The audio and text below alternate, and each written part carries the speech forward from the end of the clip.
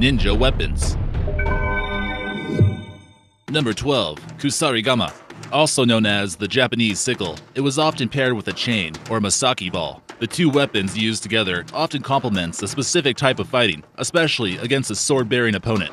The chain and ball could be used similar to a mace, but was designed to keep opponents far away or to limit their movement by wrapping up their dominant hand or weapon. This was actually a popular weapon among women during the Muromachi period during the early 1300s. It was more than likely that ninjas began adopting this weapon as a secret tool. Once the opponent was slightly immobilized, the person could attack with a sickle and leave a lethal blow. Number 11. The blowgun.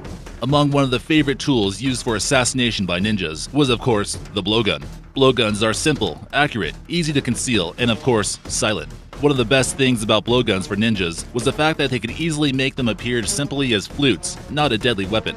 Some would pretend to be street performers and try to approach their intended target with stealth and precision. In order to transform the flutes into blowguns, all they needed to do was wrap a piece of paper over the flute holes to ensure maximum range. Once darts were dipped in a lethal poison, they are then instruments of destruction. Number 10. The Tekko Kagi.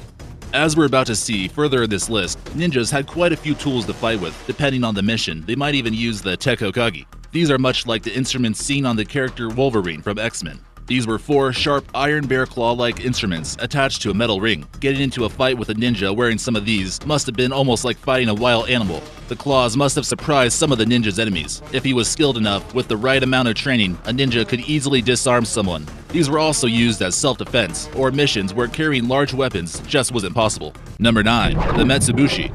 Also known as eye closers, this was almost like a medieval form of pepper spray and was a type of powder that would irritate the eyes and sinuses. It was often administered by placing the powder in the hand, then blowing it in the face of the victim. This was perfect for ninjas when they needed to escape an unwanted situation. Once the eyes were blinded, the ninja could make an escape or hide somewhere. One type of metsubushi contained the following ingredients: ashes, ground up pepper, mud, flour, and dirt.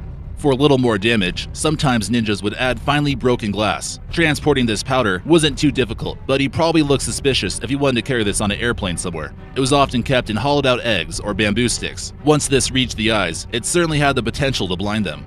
Number 8. Tekken. Ever remember playing the video game known as Tekken when you were a kid and wondered what the name meant? If you thought being punched by a ninja was already bad enough, imagine if he was wearing one of these things. Japanese ninjas equipped themselves with a pair of medieval brass knuckles, capable of delivering some serious pain and damage. People's fists are relatively fragile, and bones can be broken from the person delivering the punch as well. The Tekken ensured that the ninja could engage in melee combat. Tekkens were used for both self-defense and for attacking. It might not always be lethal with one blow, but it certainly delivered a strong enough punch to anyone who considered getting in the way of the ninja's plot. Number 7. The Kaginawa.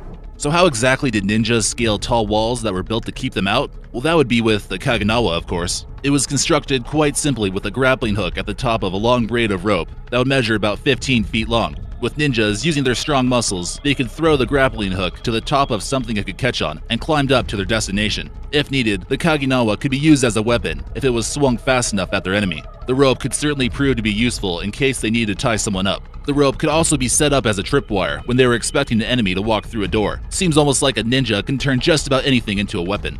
Number 6. The sai. One of the favorite weapons of the Teenage Mutant Ninja Turtles, these daggers are used traditionally in Okinawa. It's a fairly simple weapon that is pointed outwards with 2 prongs projecting from the handle. This weapon has also been used in places like India, Thailand, China, Malaysia, and Indonesia. It was also used by police in Okinawa before cops had guns. They used these to arrest criminals and keep the crowds under control. Sais are lightweight and easy to handle. It's preferable to have one in each hand, and this makes it much more effective. Number 5. The ninja sword. While they might share some resemblance to samurai swords, ninja swords are actually quite different. Swords used by ninjas are slightly straighter and shorter than samurai katanas. The swords that were found that belong to ninjas come from the Edo period. Other ninja swords before this time have not been discovered. Ninjas are not always going for things that look good. Normally, people want to hide the fact that they're actually a ninja. Ninjas could even use their sword somewhat like a ladder. The ninja would step on the sword, then when he's over the wall, he can pull up the sword with a strap attached to him. If the sword was curved, it might be hard to pull off this maneuver. Number 4. The kakute. Kakutes are metal rings, and you really don't want to get slapped in the face by someone who's wearing one. These were sometimes worn by ninjas and could have anywhere from 1 to 4 metal spikes on them. Mostly worn on the middle finger, these could be easily hidden and strike an enemy when they least expected it. The spikes were also dipped in poison from time to time if the ninja decided he wanted to deliver a lethal blow. While normally, ninjas didn't like to get their hands too messy, this would more than likely cause them to get some blood on their hands. If these are used in the right way, they could damage sensitive parts of their enemy, like their eyes and ears. Just be careful next time you shake hands with a ninja. He could be wearing one of these. Number 3. The Manriki Gusari.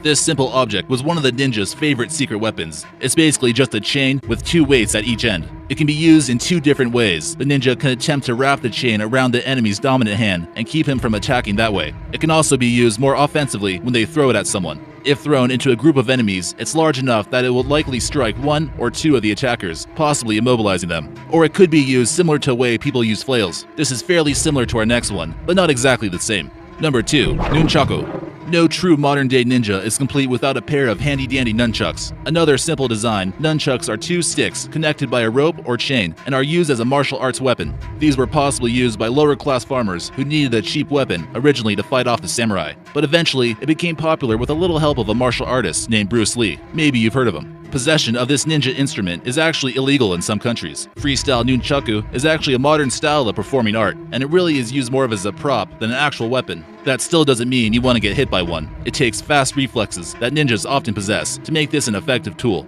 If you don't know what you're doing, you'll most likely make a fool of yourself and hit yourself. And now for number 1. But first, be sure to subscribe for new videos every day. Ninja stars. Also known as the shuriken by Japanese, this is one of the most iconic symbols of ninjas. Everyone has probably at one point heard or seen of ninja stars in their life. There are endless designs, but there are 2 main types of shuriken. There's the flat type, and then there's the stick type. The flat ones are probably the ones you're more familiar with and can inflict serious wounds. Some can even have up to 8 different points. The stick shuriken isn't quite as easy to throw for those of you who don't have much ninja experience on your resume. Although these may be harder to hit your target with, it'll cause much more damage.